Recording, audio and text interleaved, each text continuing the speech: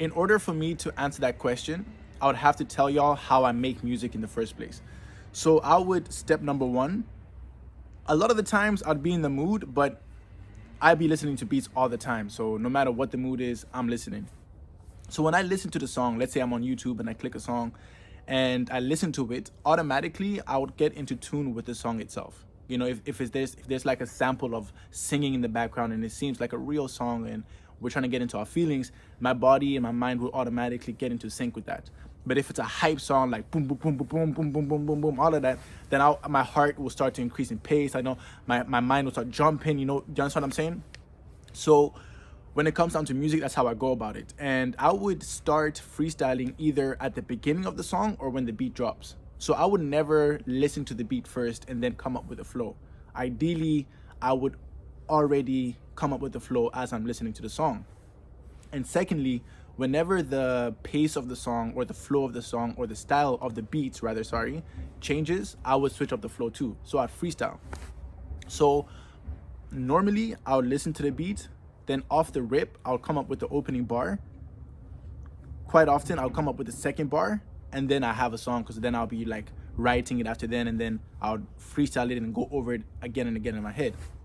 So Plato's Cave, I was on YouTube listening to beats, and then I heard this one and I heard the sample go like, call on me, and then I just want to on me. So when I heard that, I was like, oh. I was like, okay, that's pretty cool. So boom, I'm listening to it, and then like I was listening to it, and then I'm like, reading through the papers that I never get in uni. So reading through the papers that they never showed in uni. So I'm like, okay, now I understand what type of song this is going to be, right? And ideally, whenever as I said before in this video, whenever the beat changes, you got to switch up the flow. And I also try to incorporate as much as I can different types of voices that can come out of my head, right? So the opening verse would be reading through the papers that they never showed in uni. Then the chorus would be like, repping up the peace sign. Do you understand how there's different voices? So that's what I would try to do as much as I can when it comes down to writing these songs. And that's pretty much how I came up with Plato's Cave. I just wanna hear it for me. Oh. Plato's Cave means a lot to me, I'll be honest. Because what it talks about is a real life experience that I've had thus far in my life. There was a part of my life where I used to be more of a surface level human being, where according to Plato's Cave, my reality was based off senses. In other words, whenever I feel cold, I'll put on a jacket. Whenever I see something, I'll say it's beautiful, but I never really question anything. I never used to really go into depth about thinking about anything, right? So as time progressed, I started to feel a lot more things. You know, when you sort of start to develop that heart and mind of questioning, it starts to become a thing where it's like people would describe it as a third eye opening or discovering quote unquote truth. And that's when I started to sort of ask a lot of questions. These questions that I had, like, what are we doing? Our purpose? Why do I feel a sense of like meaningless? Why do I feel these kind of things? And I started to search that up on YouTube, and that's how I came across Plato's Cave. And during this journey, it's been somewhat, I'm careful with my words because I don't want to say difficult, because I would say it's challenging. A lot of the time I spent it alone. I was isolated, and it's only now that I'm really putting a lot of effort into spending time with people.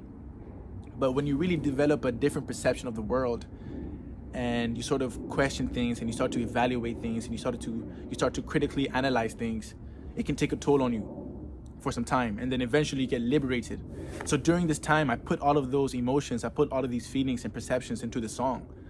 And I went through a lot of sadness and happiness, and it's almost as if writing the song and hearing it over and over again. I wrote the song some time back, and I just hear it for myself every single time. And every time I do, it's like, it feels so good to have put these feelings into a song that makes so much sense, that's put together so well.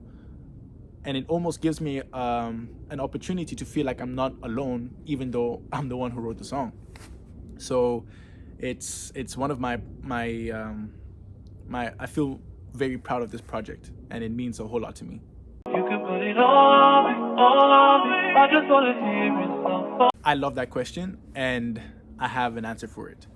Plato's Cave, at first, to some, might come across as a foreign concept. And what that means is you may not be very familiar with that term, Plato's Cave. You might be somebody who listens to a whole lot of other music, and when you come across a song like this, you might be a little bit confused. And some of you, from that confusion, will either research about it and find out what Plato's Cave is, or some of you will not and just listen to the song. Either way, the mission and the aim is to plant the seed of Plato's Cave inside of your head. So if you skip out on researching the song, maybe later on in life you have to understand it's been planted, you will subconsciously attract somebody who is on that wavelength or something that is related to Plato's Cave. And when that happens, it will not be your first time experiencing or hearing that, because you would have heard the song or at least saw the name. So what that happens is, now you discover what Plato's Cave is. You might be like, you know what, let me find out what Plato's Cave is. So even if you don't do it right then, you don't find out what it is, you find out about later on, mission accomplished. Because the whole idea of Plato's Cave is to step out of a cave and discover enlightenment. It is to discover true self, to discover critical thinking and evaluation, right? And for the person who does do the research, then you discover Plato's Cave. The idea is for people to understand Plato's Cave, not to worship Plato, but to sort of give yourself an opportunity to step out of the place society has put you in. You know, you might feel as though you might need a degree or a master's. You might think that you need a high status job, when in actuality, all you need is yourself and enlightenment to live a life full of purpose. Now, for the listener who is aware of philosophy, the listener who is aware of Plato's Cave, this is to let you know that there's somebody out there who feels the same way as you. And it is for me to know that you exist as well. So it is sort of to spread awareness of Plato's Cave. It is to spread awareness of the concept of enlightenment for people. To know that sometimes you might feel burdened with the reality that's been put onto you through society. You might feel even more burdened when you hear a song like this. You might feel challenged, but that is exactly what it's supposed to do. At the end of the day, art is for self-expression and to be interpreted in ways that you want to interpret it in. So my aim is to give you guys music of substance, for you to finish the song and sort of be like, wow, I just learned something about Plato's Cave. I just learned what it means to smoke weed. I just learned what it means to drink alcohol. I just learned what it means to sort of question the realities that we're in. And when I expose you to the concept of Plato's Cave, I later on encourage you to decrease the weed and alcohol intake, because sometimes the discovery of a new concept that might lead you into a new reality might trigger a sense of self-sabotage because you feel confused.